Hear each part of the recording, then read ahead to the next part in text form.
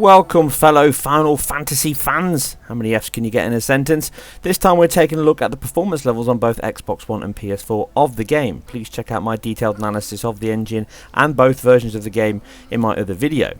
Now in terms of performance, it is of no great surprise based on the sheer wealth of features within the engine that both consoles target a capped 30 FPS rate, but unsurprisingly come in at this early stage under that level.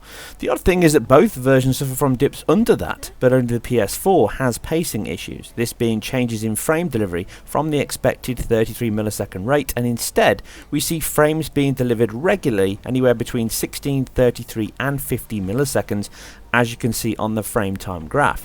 Now this presents itself very similar to Bloodborne in that on many occasions over a second we see 30 unique frames, just that these fall into a non-uniform tempo, leaving some cutscenes and more importantly gameplay and control slightly affected. This is never a huge issue and may all be resolved and more like the delivery we see on the Xbox One with the ample time left to fix. Now this does point to an engine method of syncing frames being similar to these two games and or due to a double buffered frame quantity in use, allowing the next frame to flip early when it needs to start the next and it's running over budget. We saw a similar technique with Naughty Dog in Uncharted 2 on the PS3. Either this or not, it may be resolved and most likely will be come release.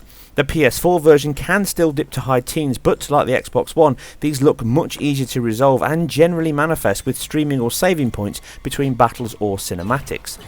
The Xbox One, on the other hand, holds solid at its 30 level throughout my tested sections and never has this need to flip its buffer early, which is better and should mean we are on a winner here.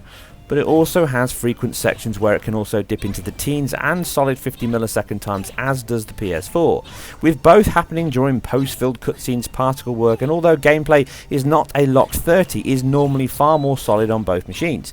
The issue with the Xbox One is that it tends to dip lower and more often than the PS4, but in truth, aside this in-depth frame analysis, both versions suffer equally with these performance issues, and I would be shocked to not see them both improve equally as we get closer to its September launch date. It must be stressed this is an early peek at the game and engine, with the team now devoted to the important optimization stage. The results and data presented here should only be a guide, and as we have seen and shown many times prior, things can and do improve greatly. With them being close in gameplay, we can look forward to a more polished performance across the board when it finally gets shipped. Please check out my in-depth look at the tech of the game engine and why I am very impressed with what has been delivered here. I will leave you with a few more minutes of action, and if you like this or anything else that I've put together, then please like and subscribe, and also check for more content. Please share this with anyone else that you're talking about in forums, and if you didn't like it, hit the thumbs down and tell me what you didn't like.